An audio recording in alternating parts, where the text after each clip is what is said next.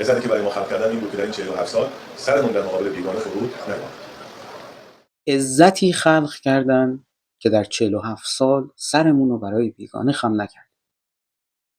اولا که بیگانه اصلا بیگانه به غیر انسان میگن، بی خرد.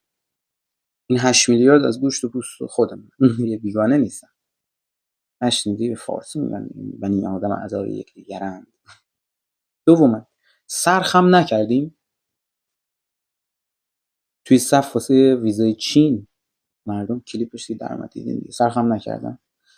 سر چهارراه استانبول تو صف برای ویزای انگلیس سر خم نکردیم. این که دیگه من بودم دیدم. آلمان، فرانسه، مردم ماها سالها توی صف میمونن تا بررسی بشن تا بهشون اجازه بدن بیان، سر خم نکردن.